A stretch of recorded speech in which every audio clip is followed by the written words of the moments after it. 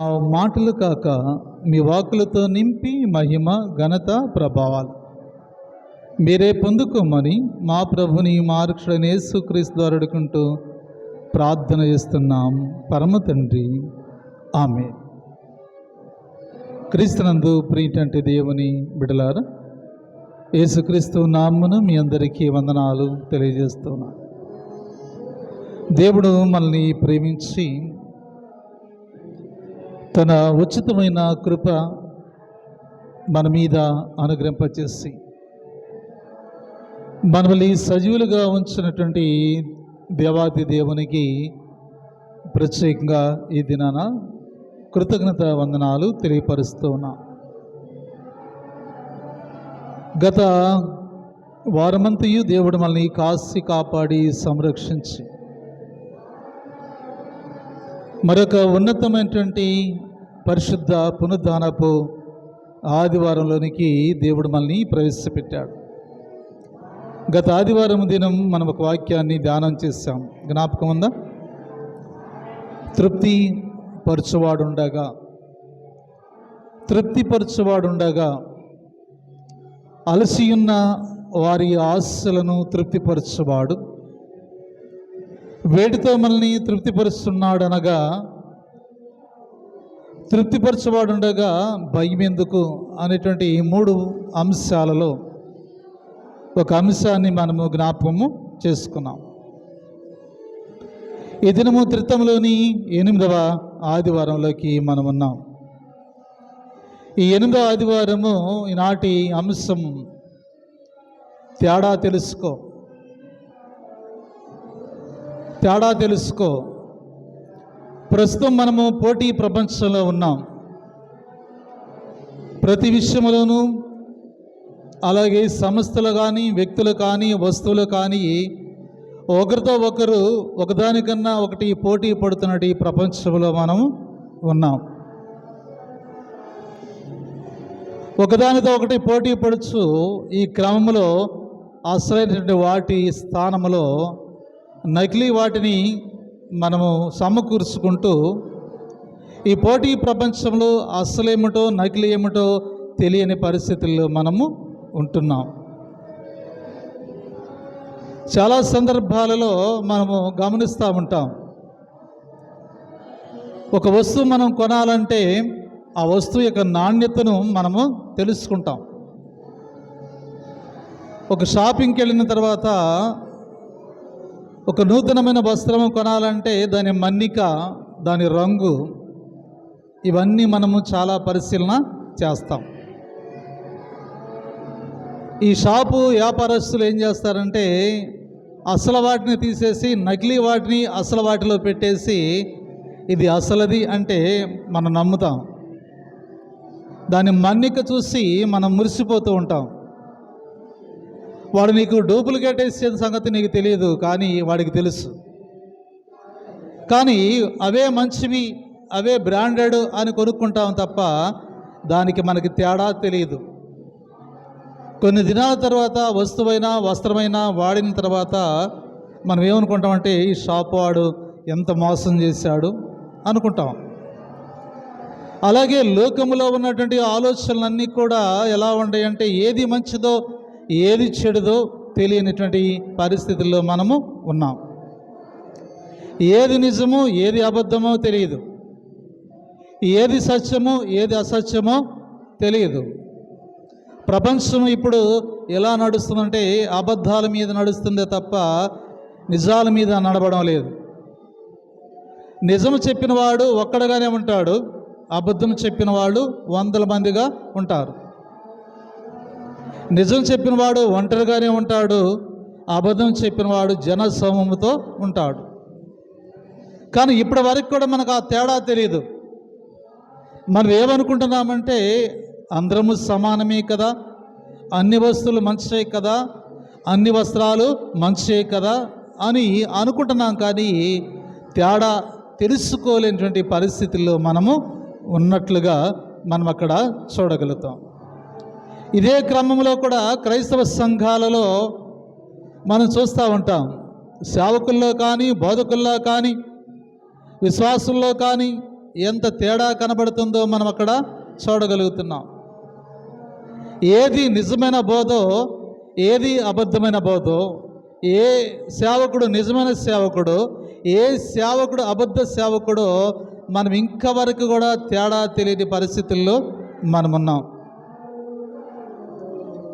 185 సంవత్సరాలు చరిత్ర కలిగిన సువార్త దినము మనకు రాబోతుంది. ఇప్పటి వరకు ఏ బోధకుడు మంచివాడో, ఏ బోధకుడు చెడ్డవాడో ఎవరికి తెలియదు. ఎవరు చదువుకున్నారో, ఎవరు చదువుకోలేదో ఇప్పటి వరకు తెలియదు.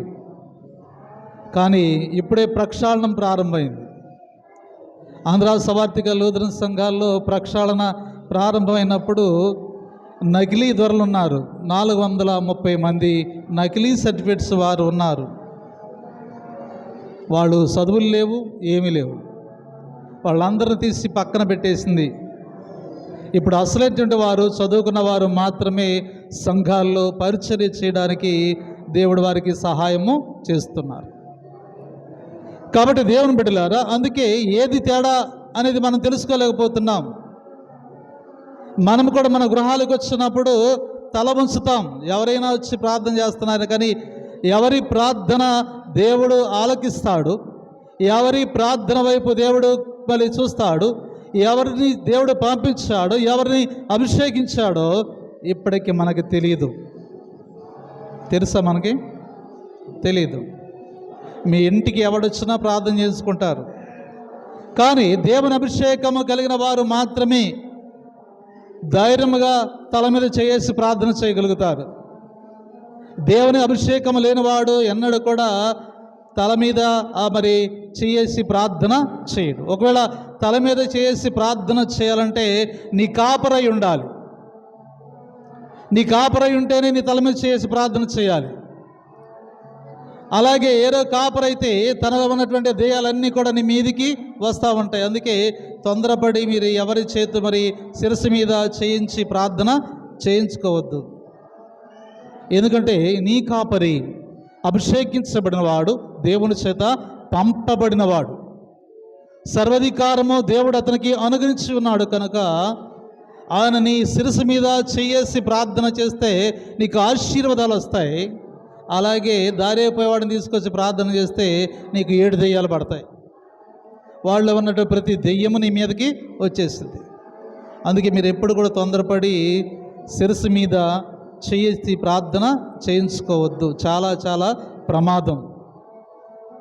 కాబట్టి ఏది సంఘాలలో నిజమైనదో అనేది గుర్తు ఎరగని పరిస్థితుల్లో మనమున్నాం.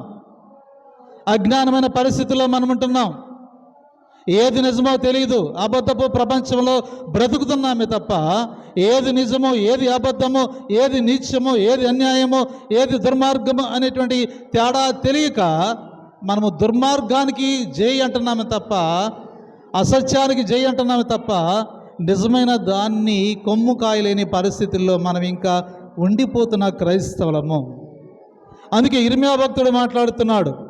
ఇర్మియా గ్రంథము 15వ అధ్యాయము, ఇర్మియా గ్రంథం 15వ అధ్యాయము 19వ వచనంలో ఆయన అంటున్న మాట, కాబట్టి యెహోవా ఇలాగో సెలవిచ్చుచున్నాడు, నీవు నా తట్టు తిరిగిన ఎడల నీవు నా సన్నిధిని నిలుచున్నట్లు నేను నిన్ను తిరిగి రప్పింతును.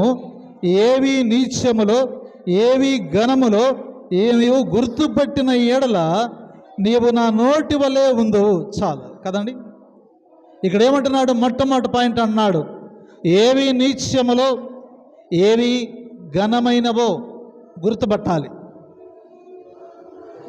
ఏవి దీవెనలు వచ్చే ప్రార్థనో, ఏవి దీవెనలు రాని ప్రార్థనో మనం గుర్తుపట్టాలి.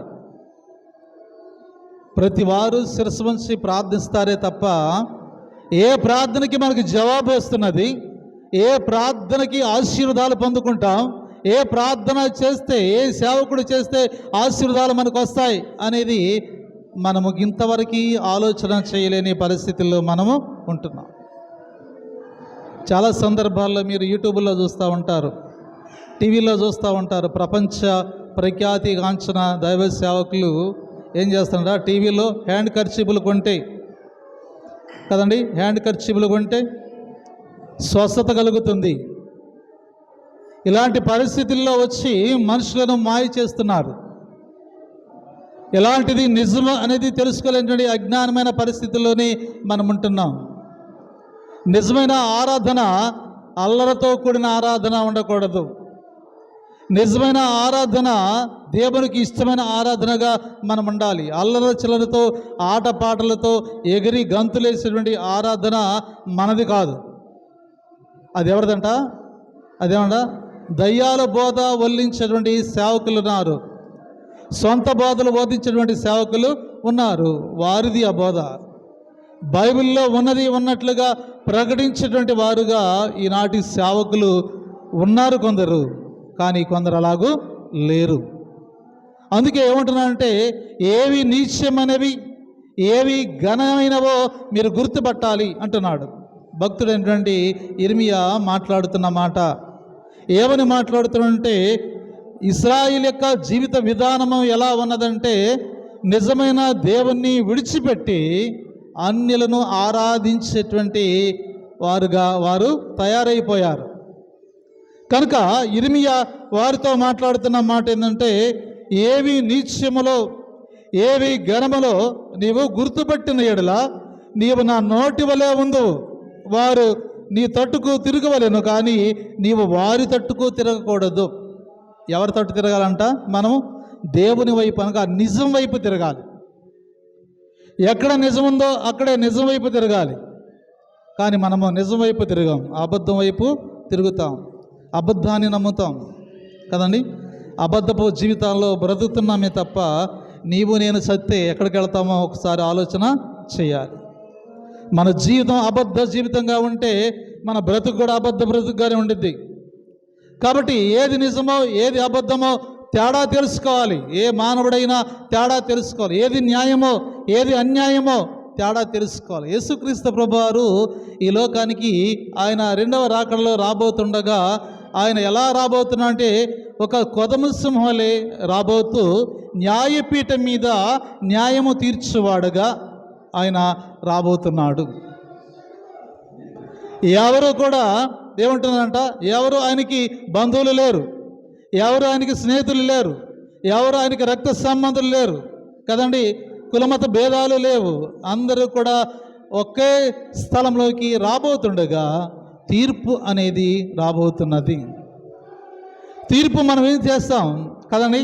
మన గ్రామంలో ఉన్నటువంటి పెద్దలు ఏం చేస్తారంటే, తీర్పు ఎలా తీరుస్తారంటే, వాళ్ళ అనుకూలతను బట్టి తీర్పు తీరుస్తారు. వాళ్ళ అనుకూలతను బట్టి వారి బంధువులైతే ఒక రకంగా తీర్పు తీరుస్తారు, వారి చుట్టాలైతే ఒక రకంగా తీర్పు తీస్తారు, వానికి స్నేహితుడైతే ఒక రకంగా తీర్పు తీస్తారు, వారికి అయిన వాళ్ళైతే ఒక రకంగా తీర్పు తీరుస్తాడు. కానీ ఏది న్యాయమో ఏది నిజమో నిజాన్ని బట్టి తీర్పు తీర్చడం. అందుకే ఈ దినాలలో సంఘాల్లో పెద్దలను ఎవరో నమ్మటం లేదు. ఎందుకంటే సరైన తీర్పు వారికి లేదు.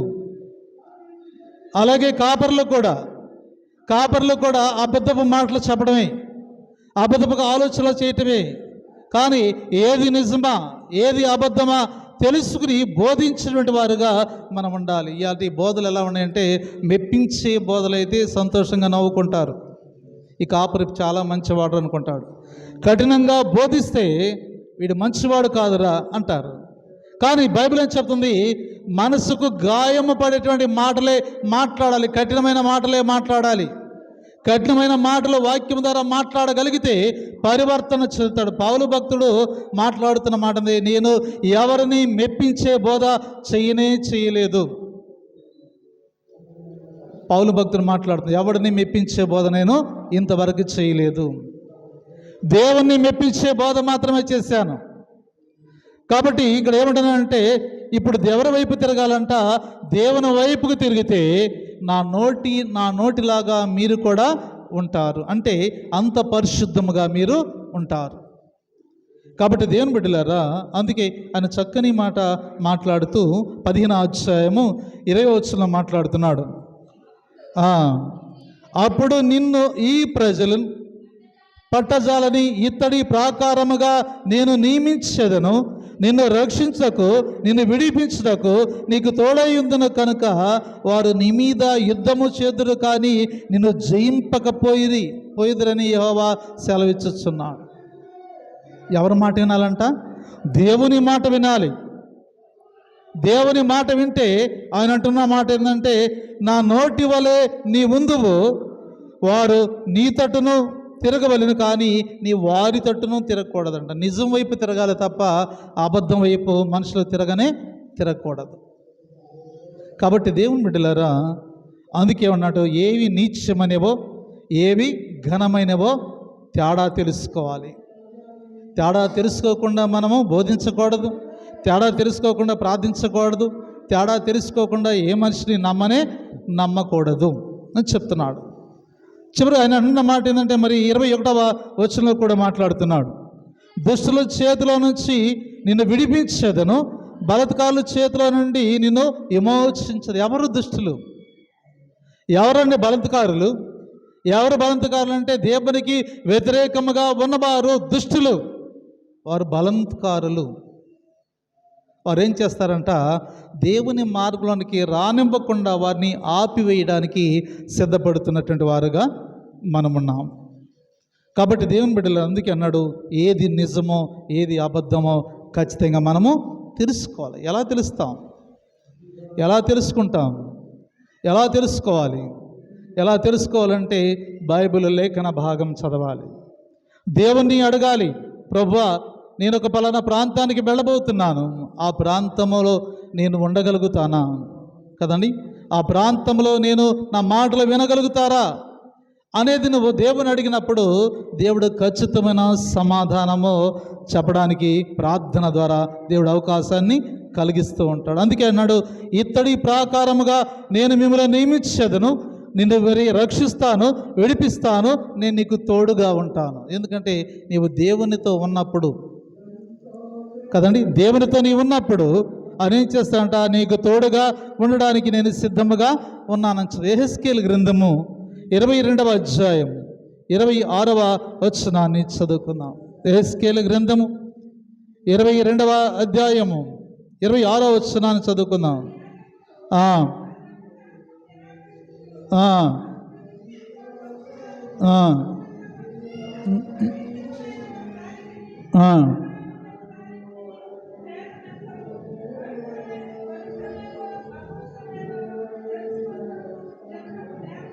చాలు. ఏం చెప్తున్నాడు ఇక్కడ? మరి ఏం మాట్లాడుతున్నాడు మనం ఒకసారి? దాని యాజకులు దాని ధర్మశాస్త్రము నిరాకరింపుదురు, నాకు ప్రతిష్టమగు వస్తువులను అపవిత్రపరచుదురు, ప్రతిష్టమైన దాన్ని సాధారణమైన దానికి భేదమేంటో తెలుసుకోవాలి. ఏది పవిత్రమైనది, ఏది అపవిత్రమైనది? ఈ దినాల్లో మనం చూస్తూ ఉంటాం. చాలామంది సేవకులు, టీవీలో ఉన్నటువంటి సేవకులు, యూట్యూబ్లో అందరూ చూస్తూ ఉంటారు, సెల్ల దగ్గర పెట్టుకుని అలా చూస్తూ ఉంటారు. వాడు చెప్పిన మాటలన్నీ వింటారు, కానీ చెప్పినవాడు ఎవరికి సహాయం చేయడు. గొప్పగా చెప్పుకుంటారు, యూట్యూబ్లోనూ టీవీల్లో గొప్పగా చెప్పుకుంటారు, కానీ ఎవడికి సహాయం చేయడు. ఇప్పుడున్నటువంటి యాజకులు, ఇప్పుడున్నటువంటి స్వార్థికులు, ఇప్పుడున్నటువంటి సేవకులు అందరూ కూడా ఒకే కులానికి చెందిన వారే తప్ప, మతాలు మార్చారు తప్ప కులాలు మారలేదు కదండి. మీరు చూడండి, అందరూ అన్నిలే. పెద్ద పెద్ద ప్రసంగికులు, సువార్థికులు అందరూ కూడా అన్నిలే. వారి దగ్గరకే మనం వెళుతున్నాం తప్ప ఎవరైనా నిజమైన క్రైస్తవుడు మీరు నమ్ముతారా? నిజమైన క్రైస్తవుడు మీరు నమ్ముతారా? స్థానిక కాపరిని అవమానపరిచి ఇతరుల కాపరిని ఆనందపరిచేటువంటి సంఘాలుగా మన సంఘాలు మారిపోయినాయే తప్ప నిజమైన బోధ ఏందో ఇప్పటి వరకు మీకు తెలియటం లేదు. యథార్థమైన బోధ ఏదో ఇప్పటి వరకు మనకు తెలియటంలా. ఎందుకంటే అజ్ఞానమైన కాలంలో ఇంకా మనం ఉన్నాము. లోకములో ఉన్న సంతోషము, లోకంలో ఉన్న ఆనందము, లోకంలో ఉండే ఆశలన్నీ కూడా ఇక్కడే ఉన్నాయని ఎగిరి గంతులేసి పాటలు పాడుతున్నారే తప్ప ఒక్కడన్నా కీర్తన పుస్తకంలో పాటలు ఆధ్యాత్మికంగా పాడగలుగుతున్నారా? కదండి. పరిశుద్ధాత్మ శక్తి ద్వారా ఇన్ని కీర్తనలు రాశారు కదండి. పరిశుద్ధాత్మ శక్తిని పొందుకున్నటువంటి గొప్ప గొప్ప పరిశుద్ధులు ఒక్కొక్క కీర్తన మన జీవితానికి సంబంధించిన కీర్తన, దేవునికి మానవునికి ఉన్న సంబంధాలని వ్యక్తిపరుస్తున్న కీర్తనలు రాస్తే ఒక్క కీర్తన పాడతాం మనం కదండి. ఒక్క కీర్తన పాడడం ఫ్యాషన్ అయిపోయింది మనకి. అన్ని ప్రైవేట్ సాంగ్సే. ఏ సంఘము క్రైస్తవ సంఘమో, ఏ సంఘం ప్రైవేట్ సంఘమో అర్థంగానే పరిస్థితుల్లోకి మనం ఉన్నాం. కాబట్టి దేవుని బిడ్డలారా, నిజమైన ఆంధ్ర క్రైస్తవ లూథరన్ సంఘస్థులారా, ఎందుకు ఈ మాట చెప్తున్నానంటే, నీచమైన వాటి కొరకు మీరు ఎదురు చూస్తున్నారా తప్ప కదండి, ఘనమైన వాటిని మీరు ఎదురు చూస్తలేదు. ఘనమైన వాటిని మీరు విడిచిపెట్టేస్తున్నారు.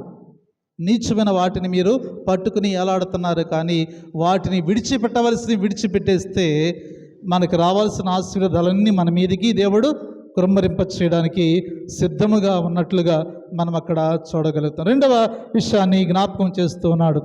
పత్రిక పాఠ్య భాగంలో ప్రాముఖ్యముగా ఆయన మాట్లాడుతున్న మాట మనం చూస్తూ ఉంటాం. ఆ పత్రిక పాఠ్య భాగం ఒకసారి మనం అపోస్తుల కార్యముల గ్రంథం, అపోస్తుల కార్యముల గ్రంథంలోకి వెళదాం. 7వ అధ్యాయం 10వ అధ్యాయము 28వ వచనాన్ని ఒకసారి చదువుకుందాం. 28వ వచనం.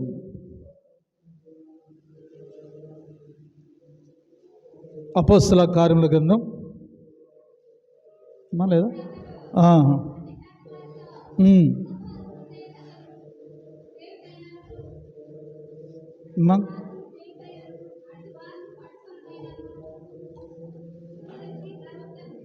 అమ్మ ఒకసారి కరెక్ట్ చదవండి.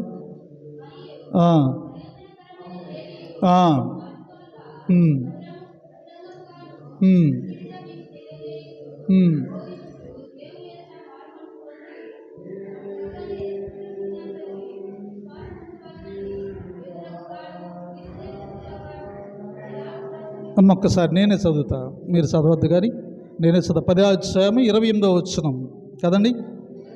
అప్పుడు అతడు అన్య జాతుల్లోనికి సహవాసము చేయుటకును అట్టి వారిని పట్టుకున్నటకు ఏదోకు ధర్మము కాదని మీకు తెలియను.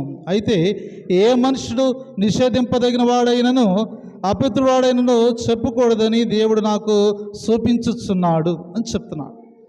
చూడు, ఇక్కడ ఏమన్నాడు? గొర్రెల్లా ఉన్నారా, తోడేళ్ళలాగా ఉన్నారా కదా? గొర్రెల తోడేళ్ళ గుర్తుపట్టాలి. పత్రిక పాఠ్య భాగంలో ఆయన అంటున్నాడు, గొర్రెల తోడేళ్ళ గుర్తుపట్టాలి. ఎవరి గురించి మాట్లాడుతున్న? సంఘము స్థాపించబడి రెండోది బలపరిచి స్థానికులకి అప్పగించిన తర్వాత ఆయన మరొక ప్రాంతానికి వెళ్ళిపోయాడు. పౌలు గారు మరొక ప్రాంతానికి వెళుతూ ఆయన మాట్లాడుతున్న మాట ఏంటంటే, ఇదే ఆలోచన కలిగి ఏమంటున్నాడంటే, ఎఫెసీ సంఘ పెద్దలతో మాట్లాడుతూ ఆ సంఘ బాధ్యత పెద్దలకు అప్పగించినప్పుడు పెద్దలంట ఆ సంఘానికి ఎవరు రాబోతున్నారంట? క్రూరమైన తోడేళ్ళు ప్రవేశిస్తాయి, జాగ్రత్త అని చెప్తున్నాడు ఆయన. సంఘాన్ని కాసినప్పుడు, సంఘాన్ని మేపినప్పుడు, సంఘాన్ని సమకూర్చున్నప్పుడు బాధ్యత కలిగినటువంటి కాపరి ఏం చేస్తాడంట? సంఘాన్ని చాలా జాగ్రత్తగా కాపాడుతాడు. కాపాడి వెళుతూ ఉండగానే ఏం చేస్తున్న పౌలు భక్తుడు మాట్లాడుతున్న మాట అంటే, ఎఫెసీ సంఘములో ఉన్నటువంటి పెద్దలతో ఆయన మాట్లాడుతూ, అయ్యా ఇదిగో మీ మధ్య నేను ఎలా ఉన్నానో మీకు తెలుసు, నా స్వభావం ఏమిటో మీకు తెలుసు. కాబట్టి నేను సంఘాన్ని స్థాపించాను, మరలా నేను తిరిగి వెళ్ళిపోతున్నాను. ఎప్పుడు కూడా మీరు నన్ను చూడరు, కనుక సంఘాన్ని చాలా జాగ్రత్తగా కాయండి. ఎందుకంటే గొర్రె చర్మాన్ని కప్పుకున్న తోడేళ్ళు సంఘంలో ప్రవేశించబోతున్నాయి. సంఘాన్ని కాపాడవలసిన బాధ్యత సంఘ కాపరి లేనప్పుడు ఎవరిదండి బాధ్యత? సంఘ పెద్దలది.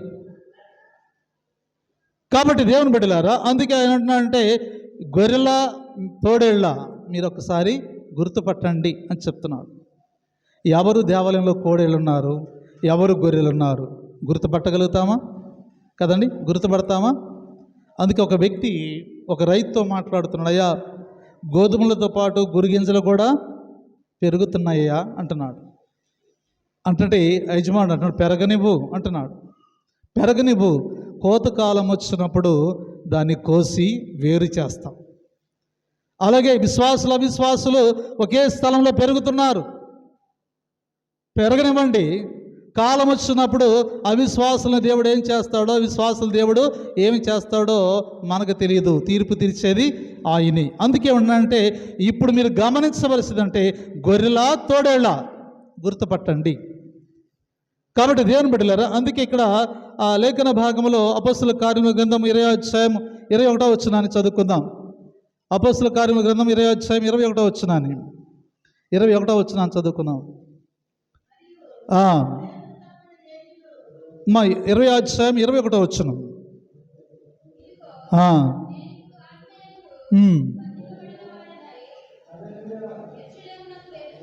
అమ్మా కాదమ్మా, నేను చెప్తే కరెక్ట్ వినండి. అపోస్తుల కార్యముల గ్రంథం 20 అధ్యాయం 21 వచనం. ఇంటింటా మీకు తెలియచేయను, బోధించుచు దేవుని ఎదుట మారు మనస్సు పొంది మన ప్రభువైన యేసుక్రీస్తునందు విశ్వాసం ఉంచవలనని యూదులకును గ్రీకు దేశస్థులను ఎలాగూ సాక్ష్యం ఇచ్చుచుంటున్నో ఇదంతయు మీకు తెలియను అని చెప్తున్నాడు. ఎక్కడికి వచ్చాడంట? ఇంటింటా దేవుని సువార్త ప్రకటించుకుంటూ వచ్చేసాడు. పౌలు భక్తుడు మాట్లాడుతున్నాడు, ఇంటింటా నేను సువార్తను ప్రకటిస్తాను. అందరూ మారు మనస్సు పొందాలని కదండి, మారు మనస్సు పొందాలని నేను ఎంత ప్రయాసపడుతున్నానో కదండి. మారు మనస్సు పొందాలని, ప్రభువైన యేసుక్రీస్తుతో విశ్వాసం ఉంచాలని యూదులకును గ్రీకు దేశస్థులకు ఎలాగూ సాక్ష్యం ఇస్తూ వచ్చానో అలాగునే మీరు కూడా ఇక్కడ అంటే 22 వచనం అన్నాడు, ఇదిగో నేను ఇప్పుడు ఆత్మయందు బంధింపబడినాడై యెరూషలేముకి వెళుచున్నాను. అక్కడ నాకు ఏమేమి సంభవించునో తెలియదు, కానీ బంధకములు శ్రమలు నా కొరకు కాసుకున్నవి. పరిశుద్ధాత్మ ప్రతి పట్టణంలో నాకు సాక్ష్యం ఇస్తున్నాడని తెలియపరుస్తున్నాడు. అందుకే ఏమన్నంటే మీ సంఘములో ఎలా ఉండాలి? సంఘములు ఎలా ఉండాలి? గొర్రెల్లాగా ఉన్నారా? తోడేళ్ళలాగా ఉన్నారా? గుర్తుపట్టండి కదండి, గుర్తుపట్టండి అని చెప్తున్నాడు. ఎలా గుర్తుపట్టగలుగుతాం? ఒకసారి మత్తయి సువార్తలోకి వెళదాం. 7వ అధ్యాయం 15వ వచనాల్లో మనం చదువుకుందాం. మత్తయి సువార్త 7వ అధ్యాయం 15వ వచనాన్ని.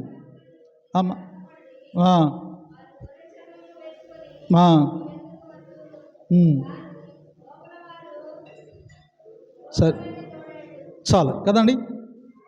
మీరు జాగ్రత్త పడండి. గొర్రె చర్మాన్ని కప్పుకుని లోపల తోడేళ్ళు మనస్సు కలిగిన వారు మీలోనే ఉన్నారు.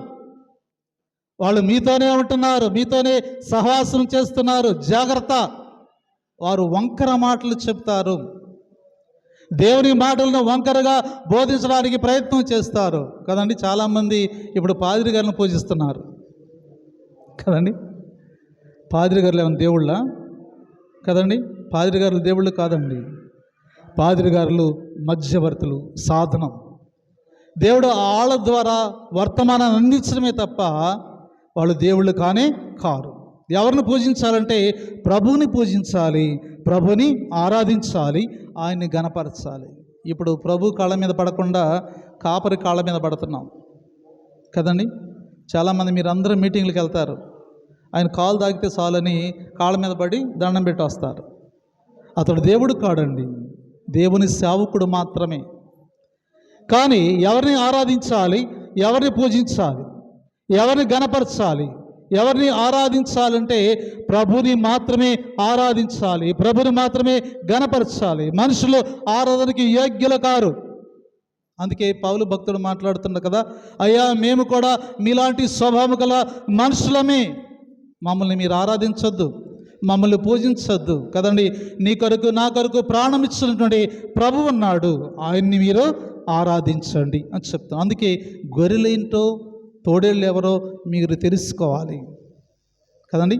గొర్రె చర్మము కప్పుకుని వస్తున్న తోడేళ్ళు. చాలామంది ఇప్పుడు దశమ భాగం మీతో చనిపోతారు మీరు కదా. నేను ఈ మాట అంటే మీరు నన్ను ఎన్ని తిడతారు. పెద్దవాళ్ళు అంటే నిజమే కదా, ఇయ్యాలి కదా అంటారు కదండి. సంఘ కాపరంటే కదా, దశమ భాగమైన దేవునికి ఇచ్చేదంటేనా ఎవడి ఒత్తిడి పెట్టక్కని పని లేదు. నీ మనస్ఫూర్తికంగా ఇస్తే తప్ప. దశమ భాగం ఇవ్వడం అనేది మనం నిర్ణయించుకోవాలి. దేవునికి ఇవ్వాలనే మనస్సు నీకు కలిగి ఉంటే నువ్వు ఎప్పుడైనా ఇస్తావు. కానీ బలంతాన నాకు ఇవ్వండి అమ్మ, దశమ భాగం నాకు ఇవ్వండి అంటే నీ మనసు లేనిదే నీకు ఇవ్వడు. అవి నాకు అక్కర్లేదు. నిజంగా దేవుడు నీలో ప్రేరేపించబడితే నా దేవునికి నేను ఇవ్వాలి అని నీ మనసులో అనిపిస్తే తప్పనిసరిగా దేవునికి ఇవ్వండి అంతే తప్ప.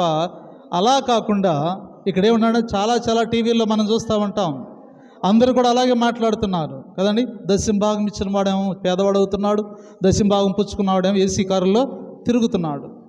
ఇలాంటి సేవకుల మధ్యలో మనము జీవిస్తున్నాం. అందుకే అన్నాడు, గొర్రెలు ఏవో తోడేళ్ళు ఏవో మీరు జ్ఞాపకము చేసుకోనండి కదండి. గొర్రెలు ఏవే తోడేళ్ళు ఏవో మీరు జ్ఞాపకము చేసుకోండి. దానికి దీనికి తేడా ఎలా ఉందో మీరు జ్ఞాపకము చేసుకోవలసిన వారు. అందుకే వారు అబద్ధ ప్రవక్తలు లేకపోతే అబద్ధ బోధకులు. నిజమైన సేవకులు ఏంటంట మత్తయి సువార్త 10వ అధ్యాయం 16వ వచనంలో మాట్లాడుతున్నాడు. మత్తయి సువార్త 10వ అధ్యాయము 16వ వచనం.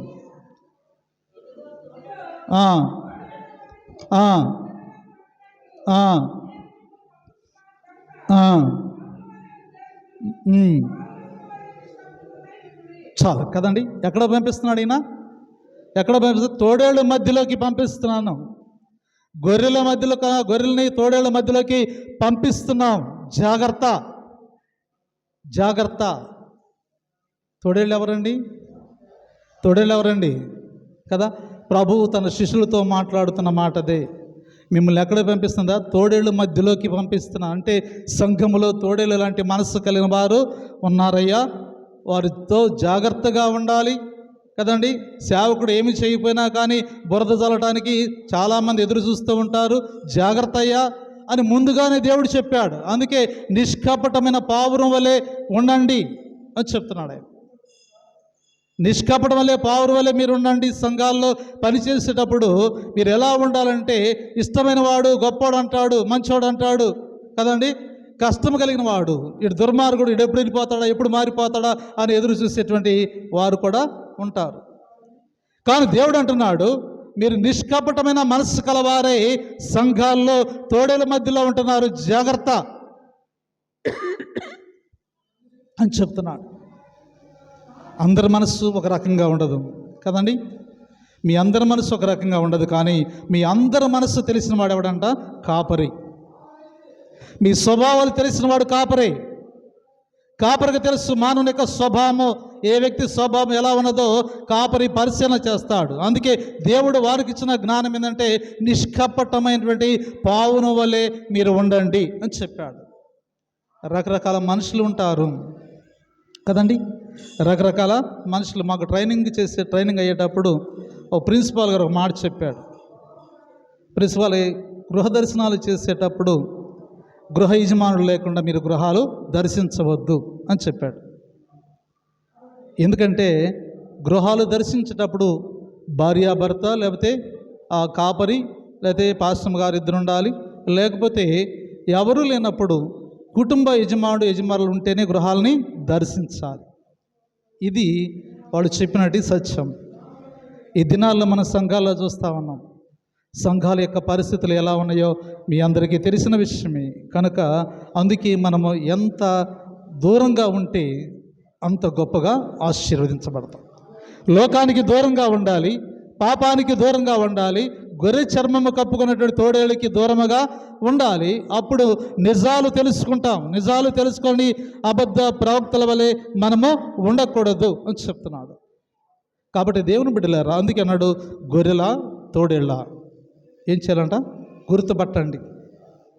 ఎవరు నిజమైన కాపరి, ఎవరు నిజమైన బోధ చేస్తున్నారు, ఎవరు మాయమాటలు చెప్తున్నారు, ఎవరు ఈ లోకాన్ని సంపాదించుకోవడానికి వచ్చారు అనేది కూడా ఆలోచన చేయాలి. నిజమైన కాపరి దేవుడిచ్చిన దాంట్లో తృప్తి పడతాడు కదండి. ఈ లోకంలో అటు ఇటు తిరిగేటువంటి కాపరులు ఇంకొక ఇంటికి వెళ్తే ఇంకో 10 రూపాయలు వస్తాయి, ఇంకొక ఇంటికి వెళ్తే ఇంకో 10 రూపాయలు వస్తాయి. ఇంటింటికి తిరిగేటువంటి కాపరులుగా స్థానిక కాపరులు అలా ఉండరు. పిలిస్తే తప్ప పిలవందే రారు. కాబట్టి దేవుని బిడ్డలారా, అందుకే అన్నాడు, అబద్ధ ప్రవక్తలు, అబద్ధ బోధకులు మీ మధ్యలోకి వస్తున్నారు, జాగ్రత్తగా ఉండండి. పౌలు అంటున్న మాట ఏంటంటే, పౌలు చెప్తున్న మాట, నేను మిమ్మల్ని మెచ్చుకునేటువంటి బోధ చేయలేదు కదండి. చాలామంది బోధ చేసేటువంటి ప్రవక్తలు మరి కాపర్లు వస్తారు, స్వార్థికులు వస్తారు కదండి. స్వార్థికులు వచ్చినప్పుడు మీ మనస్సును ఏదో ఒక రకంగా మాయ చేయడానికి మీ గురించి 4 మంచి మాటలు చెప్పగానే మనం ఏం చేస్తాం? ఉబ్బుతాం. ఆయన మంచి మాటలు చెప్పాడమ్మా, మళ్ళీ ఇంకోసారి పిలిపించుకుందాం.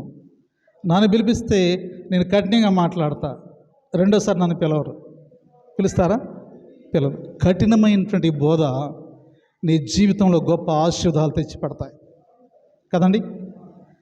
నీ జీవితంలో గొప్ప ఆశీర్వాదాలు తెచ్చిపెడతాయి. నిజంగా నిన్ను ప్రేమించేవాడు నిన్ను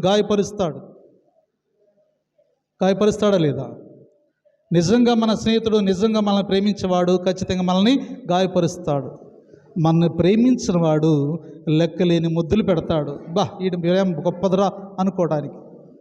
కానీ దేవుని యొక్క వాక్యం హెచ్చరిక చేస్తున్నది ఏంటంటే గొర్రెల తోడేళ్ళ. గుర్తుపట్టండి, పౌలు భక్తుడు సంఘాలని స్థాపించి సంఘ పెద్దలకి దాన్ని అప్పగించినప్పుడు ఆయన అంటున్నమాట అంటే, ఎన్ని దినాలు నేను మీ మధ్యలో ఉన్నాను, నీ మీద ఆధారపడకుండా నా కష్టంతో నేను బ్రతికాను, ఎవరిని చేసి నేను ఎవరిని అడగలేదు.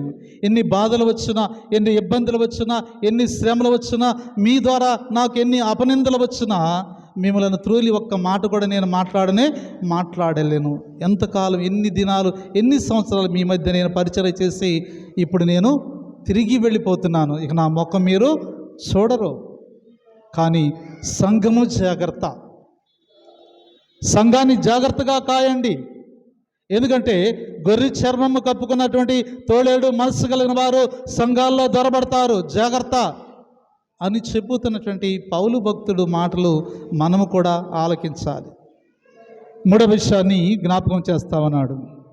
అధికారముతో కూడినదా, అనాధికారముతో కూడిన బోధ కదండి. అధికారముతో కూడిన బోధ, అనధికారంతో కూడిన బోధ, తేడా తెలుసుకోవాలి. చూడండి ఒకసారి మత్తయి సువార్త 7వ అధ్యాయం, మత్తయి సువార్త 7వ అధ్యాయము 28, 29 వచనాలు చదువుకున్నాం.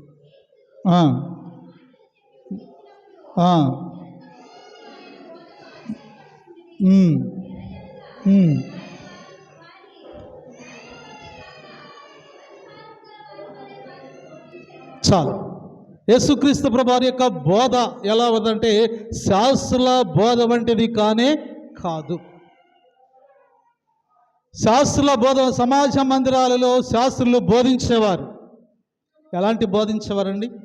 ఎలాంటి బోధ చేసేవారంట? వారికి అనుకూలమైన బోధ చేసేవాళ్ళు. సమాజ మందిరాలు ఉన్నాయి. దేవాలయాలు కట్టకముందు పురాతన కాలంలో యూదులు సమాజ మందిరాల్లో దేవుణ్ణి ఆరాధించారు. ఆ సమాజ మందిరాలలో శాస్త్రులు ఏం చేసేవాళ్ళ, తనకి అనుకూలమైనటువంటి ఆ వాక్యాన్ని తీసుకుని వారు బోధిస్తూ ఉండేవాడు. కానీ ప్రభు అలా బోధించలేదు కదా. శాస్త్ర వలె కాక అధికారుల వలె ఆయన బోధించను అని చెప్తున్నాడు ఆయన. అధికారంతో కూడిన బోధ ఎలా ఉందో, అనధికారంతో కూడిన బోధ ఎలా ఉన్నదో ఒకసారి తేడా తెలుసుకో అని చెప్తున్నాడు. కాబట్టి దేవుని బిడ్డలారా, యోహాను సువార్త 10వ అధ్యాయం, యోహాను సువార్త 10వ అధ్యాయము 11, 12, 13 వచ్చిన చదువుకుందాం. యోహాను సువార్త 10వ అధ్యాయము.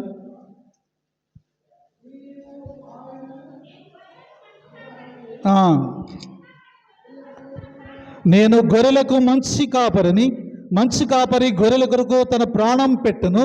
జీతగాడు గొర్రెల కాపరి కాడు కనుక గొర్రెలు తన కాలమందు తోడేళ్ళు వచ్చుట చూసి ఆ గొర్రెలు విడిచిపెట్టి పారిపోవును. తోడేళ్ళు ఆ గొర్రెలను పట్టి చెదరగొట్టును.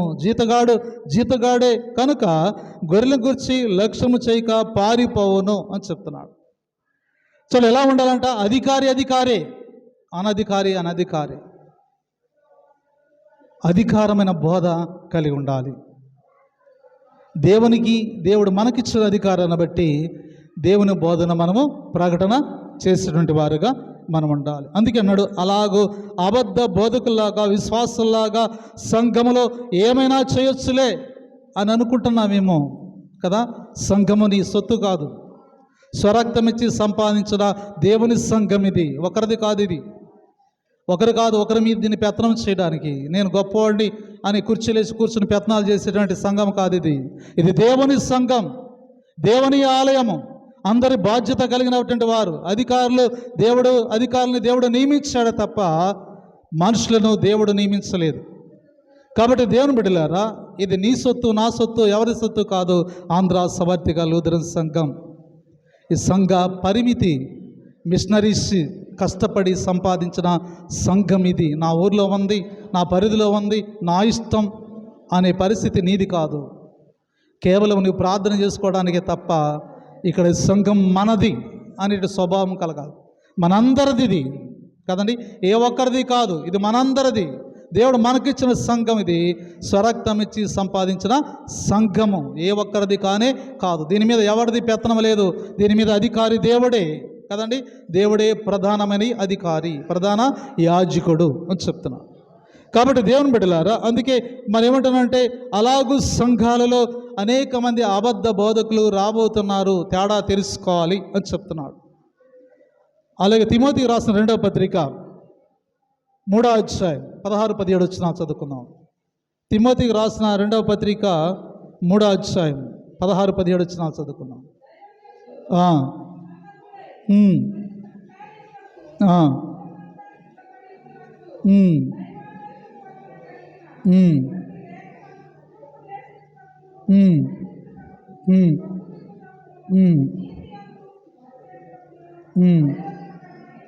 చాలు కదండి. ప్రతి సేవకుడు అధికారముతో వచ్చిన వాడే, అనధికారంతో వచ్చిన వాడు కానే కాడు. అతడు ఖండిస్తాడు, అతడు బుద్ధి చెబుతాడు కదండి. అతడు కఠినముగా మాట్లాడతారు. ఆ కఠినంగా మాట్లాడినప్పుడే సంఘాల్లో చాలా ఇబ్బంది. కానీ దానికి లోబడాలి కదండి, దానికి లోబడాలి. దేవుడు చెప్పలేదా, దేవుడు ఎన్నో మార్లు కఠినంగా మాట్లాడాడు. ఇశ్రాయేలు జీవితంలో ఎన్ని కఠినమైన మాటలు మాట్లాడారంటే, మీరు ప్రార్థన చేయనప్పుడల్లా నేను మీ ప్రార్థన వినను అన్నాడు ఆయన.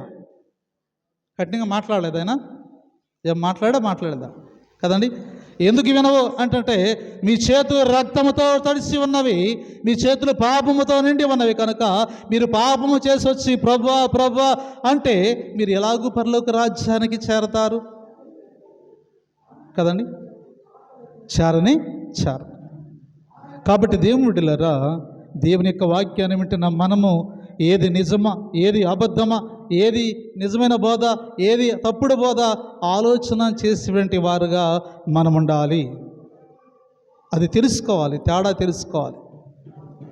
తేడా తెలుసుకునేటువంటి వారుగా మనము ఉన్నట్లుగా మనం అక్కడ చూడగలుగుతున్నాం. కాబట్టి దేవుని బిడ్డలారా, అందుకే ఆయన మాట్లాడుతున్న మాట మనము ఒకసారి ఆలోచన చేస్తున్నప్పుడు చక్కని మాట మాట్లాడుతూ ఉంటాడు. 22వ వచనంలో, ఆ మత్తయి సువార్త 7వ అధ్యాయం 22వ వచనం అంటున్నాడు, ప్రభువా ప్రభువా మేము నీ నామమును ప్రవచించలేదా, నీ నామం దెయ్యములు వెళ్ళగొట్టలేదా, నీ నామం అనేకమైన అద్భుతాలు చేయలేదా అని చెప్పుదురు. అప్పుడు నేను మిమ్మల్ని ఎన్నడూ ఎరగను, అక్రమం చేయవారులారా నా యొద్ద నుండి పోడని వారితో చెప్పుదును కదండి. నీ పేరు మీద ఎన్ని చేయలేదయ్యా అంటుంటే మీరెవరో నాకు తెలియదు అని చెప్పాడు ఆయన. మనం ఏంటో ఆయనకి తెలియదు అంటున్నాడు. అందుకంటే ఆయన చొప్పున, ఆయన మాట చొప్పున చేయి ప్రతి వాడు ఎక్కడ కడతాడంట, బండ మీద తన ఇంటిని కట్టిన బుద్ధిమంతుని పోలిన వాడు అయితే అడుగుతున్నాడు. బండ మీద తన ఇంటిని కట్టాలంటే ఆయన మాట వినాలి, దేవుని యొక్క మాట వినాలి. దేవుని యొక్క మాట వింటే అప్పుడు మనం ఎక్కడ కడతాం, పునాది బండ మీద ఇంటిని కట్టిన వారిని వలె పోలిన ఉంటాం. అలాంటి పోలికను దేవుడు కలుగు చేశాడు. అందుకే ఏది మంచిదో ఏది చెడ్డదో మీరు జ్ఞాపకం చేసుకొని గుర్తుపెట్టుకోవాలి. ఏది ఘనమైనదో ఏది కాదో, ఏది అపవిత్రమైనదో ఏది కాదో గుర్తుపట్టాలి. ఎవరు గొర్రెలో ఎవరు తోడేళ్ళో గుర్తుపట్టాలి. గుర్తుపెట్టేట జ్ఞానం కావాలంటే ప్రభు పాదాల దగ్గర మనము ఆయన్ని అడగాలి. అందుకే తేడా తెలుసుకోవాలి కదండి. తేడా తెలుసుకోవాలని చెప్తున్నాడు. ఏవి నీచమైనవో ఏవి ఘనహీనమైనవో, ఏవి నీచమైనవో ఏవి ఘనమైనవో తేడా తెలుసుకోమంటున్నాడు. రెండోదిగా ఆయన మాట్లాడుతున్నాడు, గొర్రెల్లా ఉన్నావా తోడేళ్ళా ఉన్నావా గుర్తుపట్టు. గొర్రెలా తోడేళ్ళ కదండి. మనుషులు మాట్లాడేటప్పుడే అర్థమైపోయింది వీళ్ళ స్వభావం ఎలా ఉందో అనేది.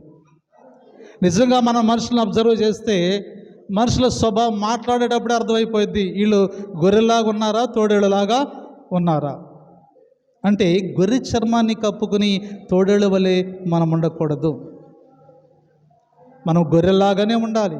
ఎందుకంటే గొర్రెల కాపరి మంచి కాపరి, ఆయన గొర్రెల కొరకు ప్రాణము పెట్టిన కాపరి. మనము గొర్రెల వల్లే ఉండటానికి ప్రయత్నం చేయాలి తప్ప గొర్రెల ముసుకేసుకుని తోడేళ్ళు లాంటి మనస్సు కలిగి ఉంటే నీవు పతనమైపోతావు కదండి. దేవుని రాకడలో మనమందరము కూడా ఆయన రాజ్యానికి ఎప్పుడు కూడా వారసులం కానీ కావు. మూడో విషయము, అధికారముతో కూడిన బోధ చేయాలి. అనధికారముతో కూడిన బోధ చేయకూడదు. దేవుడిచ్చిన అధికారాన్ని బట్టి ధైర్యముగా బోధించాలి. వాళ్ళు ఏమైనా అనుకుంటారేమో, ఈ మాట చెప్తే వాళ్ళు ఏమైనా అనుకుంటారేమో అని చాలామంది కాపర్లు వాక్యంలో ఉన్నది చెప్పరు, అది దాటేసి ఇంకోటి చెప్తారు వాళ్ళకి అనుకూలమైంది. అందుకే పౌలు అంటున్నాడు, నేను ఎవడికి అనుకూలమైన బోధ చేయలేదు. దేవుడు నాకు ఇచ్చిన అధికారాన్ని బట్టి, దేవుడు నాకు అప్పగించిన పనిని బట్టి ఆ కఠినమైన బోధ మాత్రమే నేను చేశాను. కాబట్టి కఠినమైన బోధ చేస్తే ఎవరు ప్రార్థనకు రారు. అలాగని ఎవరు గొప్పలు వాళ్ళు చెప్పుకుంటున్నారు. ఎవరు గొప్పలు వాళ్ళు చెప్పుకోవడం కాదు, కానీ ప్రభువు గొప్పవాడు కదండి. ప్రభుని కేంద్రంగా తీసుకుని దేవుణ్ణి ఆరాధించాలి, దేవుణ్ణి మహిమపరచాలి, దేవునికే స్తోత్రాలు కలగాలి. మన ద్వారా దేవునికి మహిమ కలగాలి, ఘనత కలగాలి, ప్రభావము కలగాలి, మనుషులకు కాదు. నేను కూడా ఆరాధించే దేవుడు నీ కొరకు నా కొరకు ప్రాణము పెట్టినవాడు. మరలా తిరిగి ఆయన తన రాకడలో రాబోతున్నాడు. నీ క్రియలు నా క్రియలు మంచిగా ఉంటే ఆయన రాజ్యంలో కుడిపారిశ్రమన తప్పనిసరిగా మనము కూర్చుంటాం. ఆ కూర్చుండాలి అనే ధైర్యం మనకి భూలోకంలో ఉండగానే రావాలి. నిజంగా దేవుని రాజ్యంలో నేను కూర్చుంటాను, నాలో అబద్ధము లేదు, నాలో మోసము లేదు, నాలో దొంగతనం లేదు, నాలో పాపము లేదు, నాలో మరి అన్ని విషయాల్లో కూడా నేను జాగ్రత్తగా ఉండాను అని మనమే పరిశీలన చేసుకుని దేవునికి మాదిరికరంగా జీవించగలిగితే దేవుడు ఖచ్చితంగా ఆయన రాజ్యంలో మన అందరినీ కూడా ఆయన కుడిపారిశ్రమన కూర్చోబెడతాడు. అక్కడ ఏడుపులు, పళ్ళు కురుకోటాలు ఏమీ ఉండదు, ఆనందము, సంతోషము, సమాధానం. కాబట్టి నేను కూడా దేవునికి ఇష్టంగా బ్రతుకుదాం కదండి. ఏది నీచములో ఏది ఘనమైనవో తేడా తెలుసుకో. గొర్రెల తోడేళ్ళ తేడా తెలుసుకో, గుర్తుపట్టు కదండి. ఏది అధికారమైన బోధో ఏది అనధికారమైన బోధో ఒకసారి గుర్తుపట్టు, తేడా తెలుసుకో. అసలు నిన్ను నీవే తేడా తెలుసుకోవాలి కదండి. ఏ వస్తువు మంచిది, ఏ వస్తువు చెడ్డది, ఏ వ్యక్తి దేవుని బిడ్డ, ఏ వ్యక్తి దేవుని బిడ్డ కాదు, ఏ బోధకుడు దేవుని యందు భయభక్తులు కలిగి ఉన్నాడు, ఏ బోధకుడు దేవుని యందు భయభక్తులు లేనివాడు, ఏ బోధకుడు ధనము కొరకు వచ్చాడా, ఏ బోధకుడు సేవ కొరకు వచ్చాడా, ఇవన్నీ కూడా తేడా ఉంది. తేడా తెలుసుకుంటే నిత్యరాజ్యానికి మనం తప్పనిసరిగా వారసులు అవుతాం. అలా చేయడానికి పరిశుద్ధాత్మ దేవుడు సహాయం చేసి నడిపింపచేయనుగాక. సమస్త జ్ఞానం ఇచ్చిన దేవుని సమాధానము యేసుక్రీస్తు వలన మీ హృదయాలకు మీ తలంపులకు కావలి ఉండునుగాక. దేవా